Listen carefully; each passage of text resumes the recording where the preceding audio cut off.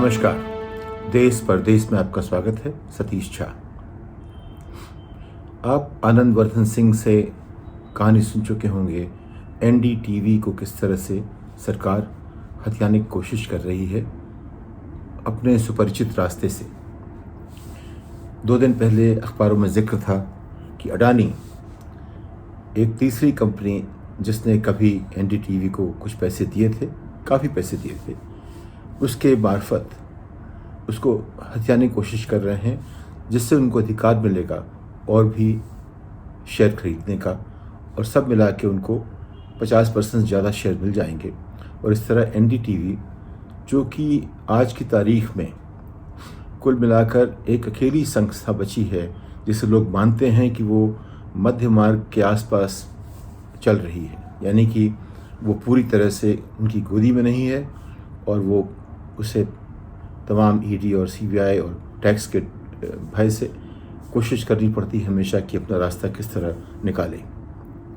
यानी कि थोड़ी बहुत जो अगर गुंजाइश थी समझने की एक दूसरे पर्सपेक्टिव को, परिप्रेक्ष्य को, वो भी अब मीडिया में ख़त्म की जा रही है। इसके साथ जो चौथा स्तंभ है लोकतंत्र का, उसकी जो पूरी की पूरी तरह अपने आप में एक इंडिपेंडेंट स्तंभ की तरह होने के बजाय वो पूरी तरह सरकारीकरण उसका हो जाएगा। यानी कि आज की तारीख के बाद मीडिया आईना दिखाने की जगह सिर्फ तालियां बजाएगा। आईना दिखाने की जगह वो सिर्फ कहेगा कि सरकार महान है, उसके सामने कुछ भी हुआ हो जिससे सरकार के ऊपर सवाल उठाते हैं, वो सवाल कोई उठाएगा नहीं।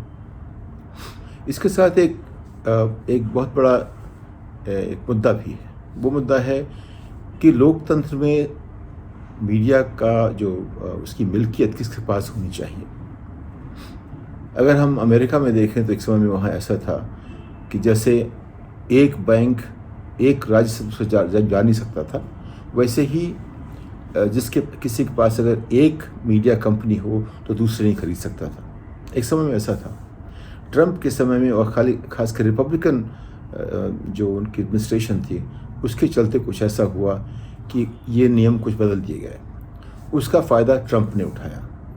उसका फ़ायदा इसलिए ऐसे उठाया कि जो भी उसके विचार होते वो या तो रूपर्ट मुर्डॉक की कंपनी की तरफ से या कोई गैनेट की कंपनी की जो तमाम रेडियो स्टेशन या टीवी स्टेशन उसकी तरफ से, वो सब आमतौर पे जो बातें जनता तक पहुंचती उसका बहुमत ट्रंप के पास होता, कम से कम दर्शकों का।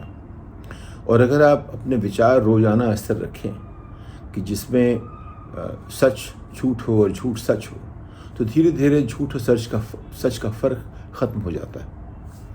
तो किस तरह से लोकतंत्र में मीडिया की मिल्कियत किसी के पास होनी चाहिए। अगर उसको आप बाज़ार पे छोड़ दीजिए तो जिनके पास ज़्यादा पैसे हैं या जिनके पास जो आर्थिक ताकत है, उसकी मिल्कियत उनके पास पहुंच जाएगी। उनके पास पहुंचेगी तो उसकी आज़ादी ख़त्म हो जाएगी। वो सिर्फ एक ख़ास वर्ग के बारे में बात करेंगे, उसका दृष्टिकोण दिखाएंगे, आम लोगों का दृष्टिकोण गौण हो जाएगा। इसलिए हमेशा कोशिश रहती थी कि किसी भी क्षेत्र में मोनोपोली ना हो, जैसे कि बाज़ार में। वैसे ही एक ये भी दृष्टिकोण था कि अखबार या मीडिया, जैसे कि रेडियो, टेलीविज़न या कोई भी चीज़ जिसका रिश्ता है लोगों तक बात पहुंचाने में, वो किसी एक के हाथ में या कुछ लोगों के हाथ में केंद्रित ना हो जाए। इसके लिए कोशिश ये थी कि एक उद्योगपति, कोई भी उद्योगपति अखबार या टेलीविज़न या रेडियो स्टेशन नहीं चला सकता। वो सिर्फ मीडिया चलाने वालों के पास ही होना चाहिए। लेकिन जब मीडिया हाउस बड़े हो गए तो वैसे देश में काफ़ी कंपटीशन था। आप लीजिए तो 8-10 बहुत बड़े ऐसे घराने थे जो कि राष्ट्रीय हैं, और स्थानीय स्तर पे अक्सर 1 या 2 बड़े घराने होते हैं जिनका अखबार ज़्यादा चलता है। कुछ अब टेलीविज़न में भी कई लोगों ने, जिनके पास पैसे नहीं भी थे, पत्रकारों ने कोशिश की जोड़ने की टेलीविज़न वगैरह। कुछ जब आकाशवाणी या ये कहीं रेडियो का जो थोड़ा सा उसमें बाजारीकरण हुआ तो भी उसमें बड़े बड़े लोग पहुंच गए। तो जब भी आप कोशिश करेंगे पूंजी के नाम पे चीज़ें बांटने की, तो वही लोग उसकी मिल्कियत पाएंगे जिनके पास पूंजी है। तो इसलिए ज़्यादातर लोकतंत्र में सवाल खड़े करते हैं कि हम पूंजीपतियों को मीडिया की मिल्कियत नहीं देंगे। उसके लिए कई तरीके बनाने पड़ते हैं, लाइनें खींचनी पड़ती हैं, आप ये कर सकते हैं, वो नहीं कर सकते, इस तरह करके, जिससे कि किसी भी एक हाथ में मीडिया का केंद्रीकरण ना हो। और सरकार वो खुद कोशिश करती है, क्योंकि सरकार अगर आप कायदे से देखें तो वो लोगों का प्रतिनिधित्व करती है। लोग जो उसे वोट देते हैं, और जो वोट देने वाले हैं उनकी तादाद जो जिनके हाथ में पूंजी है उनके मुकाबले 1000 गुना ज़्यादा होती है। आज की तारीख में देश में अगर मान लीजिए 5000 बड़े उद्योगपति हैं, उसमें बहुत बड़े 2 ही हैं, मान लीजिए करीब 25 एक ऐसे हैं जो काफ़ी बड़े हैं, लेकिन 5000 मान लीजिए ऐसे हैं जिनके पास 100 करोड़ रुपए से ज़्यादा की संपत्ति है, तो सिर्फ 5000 ही हुए। उनके मुकाबले देश की आबादी 140 करोड़ है, वोट देने वाले करीब 90 करोड़ हैं। तो उनके सामने 5000 10,000 लोगों का अगर उन्हीं का एक दृष्टिकोण मिलेगा, बाकी का गौण हो जाएगा, तो लोकतंत्र कैसे चलेगा?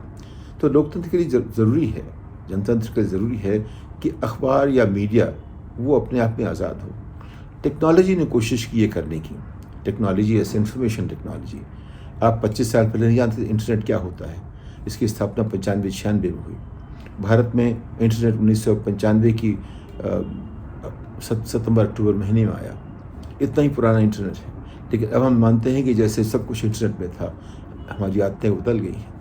लेकिन जो डेमोक्रेटाइजेशन जो था मीडिया का जो करना था, उसमें यह था कि अखबार में संपादक तय करता है कि किसका लेख छपेगा। उसमें कुछ गुणवत्ता आती है, उसमें कुछ एक स्टाइल की बात होती है, उसमें तथ्यों को एक तरह से रखने की बात होती है, और जो उस रास्ते पे खड़े उतरते हैं या उस इम्तिहान को पास कर लेते हैं, उनकी बात सबको सुनने का मौका मिलता है। यानी कि उसमें एक फ़िल्टरिंग मैकेनिज़्म होता है। कोई बात आएगी, उसको हम फ़िल्टर करेंगे, और जब वो साफ़ सुथरी अच्छी लगेगी तब हम उसको छापेंगे या कहेंगे। लेकिन अगर हम खुद ही मालिक बन जाएं, हम खुद ही अपनी बात कहें, जैसे मैं आपसे बात कर रहा हूँ, इसमें भी एक फ़िल्टर है। मैं चाहता हूँ कि जो हमारे संस्था है उसमें कई लोग उसको फ़िल्टर करते हैं। ये ऐसा नहीं कि मैं आपसे सिर्फ अकेले बात कर रहा हूँ, इसके पीछे कई लोग काम कर रहे हैं, वो सब बातें सुनते हैं, उस पर हम लोग बातचीत करते हैं आपके सामने रखने से पहले। लेकिन जब एक व्यक्ति खुद अपनी बात कहना शुरू कर दे, उसमें फ़िल्टर ख़त्म हो जाती है। वो उस पर जो है सरकार ने अंकुश लगाने की कोशिश की।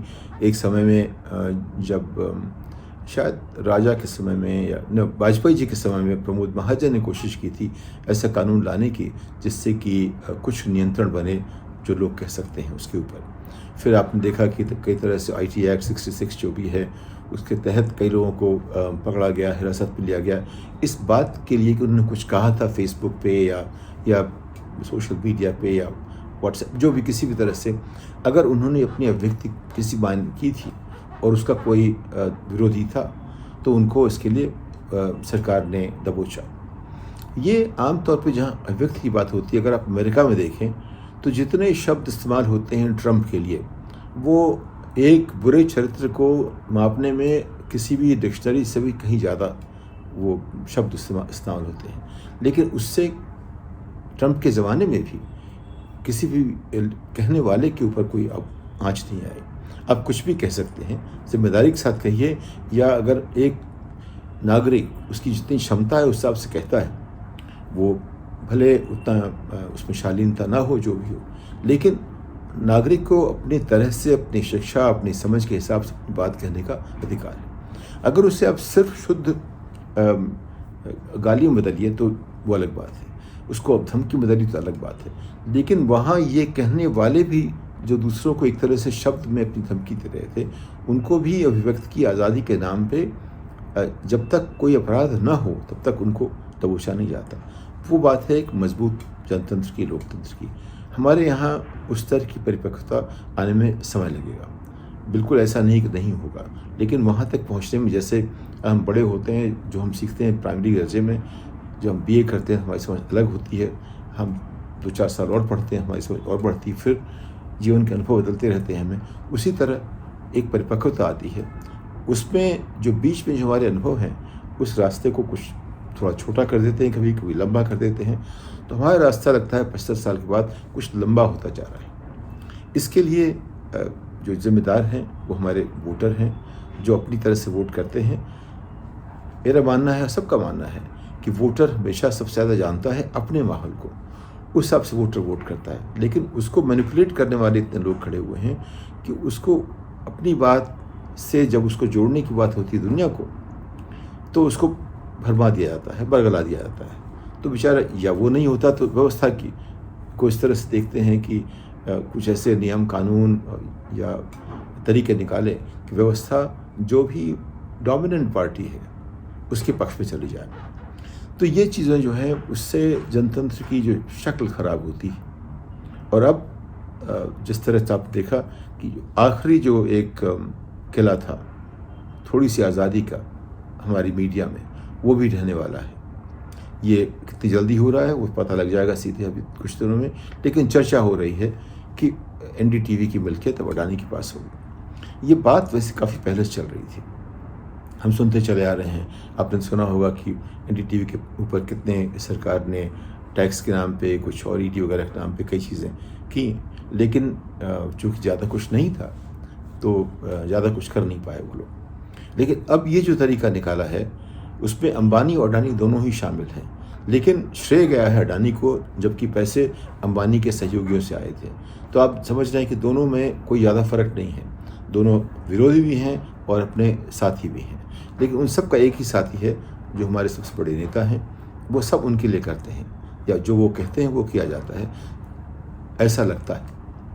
हम लोग कोई चीज़ तथ्य के नाम पे जानते नहीं हैं, जो दिखता है वो उस तरह लग रहा है अगर उनको हम तथ्यों को जोड़ें तो अगर हमारे पास एक जो बड़ी आवाज़ है वो भी ख़त्म हो गई, तो फिर मुझे लगता है कि एक तरीका है कि सोशल मीडिया जो है वो अपने आप में ज़्यादा प्रभावी हो जाए। उस पर उसको बरगलाने की जो ताकत है आज की तारीख में वो आपने देखी कितनी है। पिछले 10-1 साल से किस तरह से व्हाट्सएप जो विश्वविद्यालय उसको मान लिया गया है, लोग व्हाट्सएप से सीखते हैं। कोई गलत समझ बना दे, कोई गलत बात भेज दे, वो लोग मानना शुरू कर देते हैं। आमतौर पे जो लिखा गया है वो सही है ऐसा मान के जो उतना ही पढ़ते हैं जितना लिखा गया है व्हाट्सएप में, तो उसमें शिक्षा की ज़रूरत नहीं है, वो पढ़ लिया मान लिया। अगर आपने माना भी नहीं, आपके दिमाग में बात रहती है कि ऐसा कहीं देखा था, कहा था, उसके आधार पे आपका जो विचार बदला रहता है।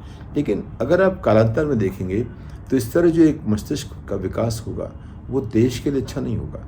जो लोग व्हाट्सएप विश्वविद्यालय से सीखेंगे, समझेंगे, उनकी समझ ऐसी नहीं होगी कि कुछ और अच्छा कर सकें, कैसे बिंदुओं को जोड़ें, कैसे एक तस्वीर बनाएं, कैसे तस्वीर पूरी करें, इसका अंदाज़ उनमें नहीं रह पाएगा। इसलिए ज़रूरी है कि जो हमारी मीडिया है उसकी स्वायत्तता, उसकी इंडिपेंडेंस जितनी हो सके बनाई जाए। आज की तारीख में करीब 100% वो सरकार के हाथों में, उसके पंजों में आ गई है, और उसका तरीका चाहे जो भी हो, चाहे डर हो, चाहे मलकियत हो, या कोई भी तौर तरीका हो, इससे बचने के लिए हमें फिर से एक नया संघर्ष शुरू करना पड़ेगा।